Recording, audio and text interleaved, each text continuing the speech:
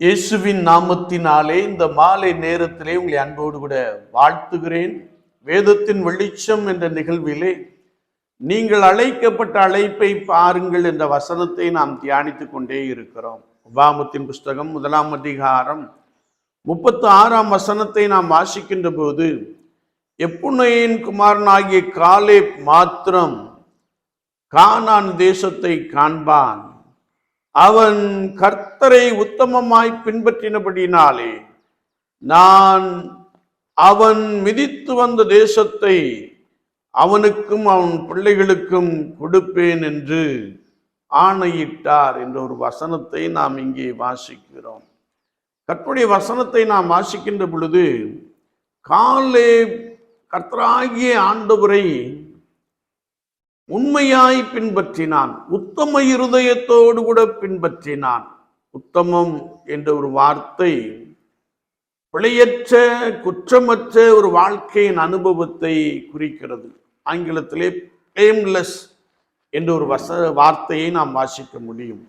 ஒவ்வொரு நாடும் காலேப் ஆண்டவரை உத்தம இருதயத்தோடு கூட பின்பற்றி வந்தபடியினாலே அவன் மிதித்து வந்த தேசத்தை நான் அவனுக்கு கொடுப்பேன் என்று கர்த்தர் ஆணையிடுகின்ற ஒரு வார்த்தையை நாம் வாசிக்கிறோம். ஆண்டவர் ஆபிரகாமை பார்த்து சொன்னார்.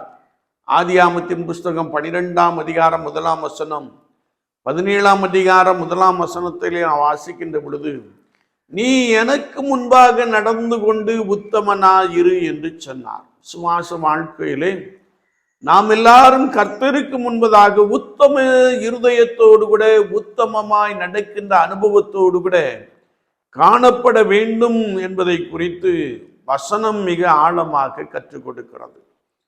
என்னாகமத்தின் புஸ்தகத்திலே நாம் வாசிக்கின்ற பொழுது 14:24 சொல்லுகிறது, என் தாசனாகிய காலேப் வேற ஆவியை உடையவனாய் இருக்கிறபடியினாலும் உத்தமமாய் என்னை பின்பற்றி வந்தபடியினாலும் அவன் போய் வந்த தேசத்திலே அவனை சேர பண்ணுவேன் என்று சொல்லுகிற ஒரு வசனத்தை நாம் வாசிக்க முடியும்.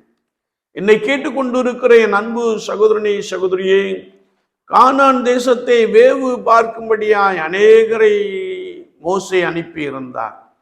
எல்லாரும் சொன்னார்கள், ஐயோ நாம் அங்கே செல்ல முடியாது, நம்மை காட்டிலும் பலவான்கள் இருக்கிறார்கள், நம்மை காட்டிலும் ராஜசதர்கள் இருக்கிறார்கள், அங்கே அரணான பட்டணங்கள் உண்டு, அங்கே நல்ல தேசம் உண்டு, நல்ல பாலும் தேனும் ஓடுகின்ற தேசம் உண்டு, நல்ல விளைச்சல் உண்டு என்றெல்லாம் சொன்னபோது காலேப் சொன்னார், நாம் உடனே போய் அதை எளிதாய் சுதந்திரித்துக் கொள்ளலாம் என்று சொன்னார். காரணம், காலேப் தேவ ஆவியினாலே நிரப்பப்பட்டிருந்தபடியினாலே கர்த்தருடைய ஆவியானவர் நம்மை நடத்துவார் என்ற அனுபவத்திலே, கர்த்தருடைய ஆவியானவர் நாம் மிதித்து வந்த தேசத்தை நமக்கு கொடுப்பார் என்ற விசுவாசத்திலே அவன் அப்படி சொன்னான். வேதத்தை நாம் வாசிக்கின்ற பொழுது அப்படியே அவர்கள் போய் அவர்கள் அந்த பாலும் தேனும் ஓடுகின்ற அந்த தேசத்தை சுதந்திரித்து கொண்டார்கள். வேதம் சொல்லுகிறது, காலேப் வேறே ஆவியை பெற்றிருந்தபடியினாலும் உத்தமமாய் என்னை பின்பற்றினபடியினாலும் நான் அவனுக்கும் அவன் சந்ததிக்கும் அவன் பிள்ளைகளுக்கும் அவன் போய் வந்த தேசத்தை கொடுப்பேன் என்று ஆணையிட்டபடியே ஆண்டவர் காலேப்பையும் அவன் சந்ததியும் தேசத்திற்குள்ளே பிரவேசிக்க பண்ணி ஆசீர்வதித்தார் என்று வார்த்தை மிக அழகாக கற்றுக் கொடுக்கிறது. என்னை கேட்டுக்கொண்டு இருக்கிற என் அன்பு சகோதரனே சகோதரியே, நமக்கு ஒரு தேசம் உண்டு, அது பரமகானான் என்று வேதம் சொல்லுகிறது. அது தேவனுடைய வாசஸ்தலம் என்று கர்த்தருடைய வார்த்தை சொல்லுகிறது. அது தேவனுடைய ராஜ்யம் என்று கர்த்தருடைய வசனம் சொல்லுகிறது. இந்த பரமகானானுக்குள்ளே நாம் பிரவேசிக்க வேண்டும் என்றால் நான் கர்த்தரை உத்தம இருதயத்தோடு கூட பின்பற்ற வேண்டும், கர்த்தருடைய ஆவியானவரை பெற்றுக் கொண்டிருக்க வேண்டும்.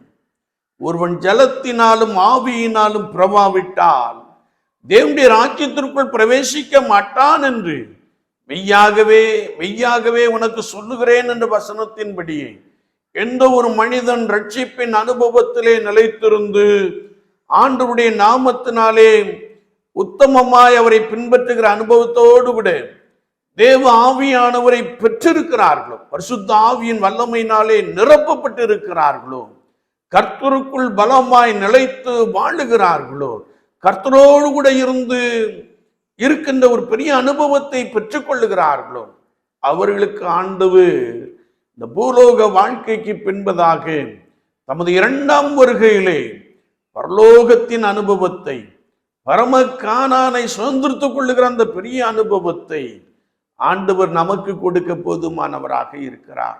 அதற்காகவே ஆண்டவர் நம்மை அழைத்திருக்கிறார். அதற்காக ஆண்டவர் நம்மை தெரிந்து கொண்டிருக்கிறார். நாம் இந்த உலக வாழ்க்கைக்கு பின்பதாக ஒரு நித்தியமான வாழ்க்கைக்குள்ளே பிரவேசிக்க வேண்டும் என்பதற்காகவே, அழிவில்லாத ஒரு ராஜ்யத்திற்குள்ளே பிரவேசிக்க வேண்டும் என்பதற்காகவே ஆண்டவர் உங்களையும் என்னையும் தெரிந்திருக்கிறார், அழைத்திருக்கிறார். ஒவ்வொரு நாளும் உத்தமத்தோடு கூட கர்த்தராகிய இயேசு கிறிஸ்துவை பின்பற்றுவோம். பரிசுத்த ஆவியானவரால் நிரப்பப்பட்டு அவருடைய பிரசன்னத்திற்குள்ளே என்னாலும் நிரம்பி இருப்போம். மெய்யாகவே 2ஆம் வருகையிலே அவரோடு கூட இருக்கக்கூடிய ஒரு பெரிய சிலாக்கியத்தை நாம் பெற்றுக்கொள்வோம். ஆண்டவர் அப்படிப்பட்ட அனுபவத்தை இந்த பூலோக வாழ்க்கையிலே நமக்கு நிறைவாய் கொடுப்பாராக. ஆமேன், ஆமேன்.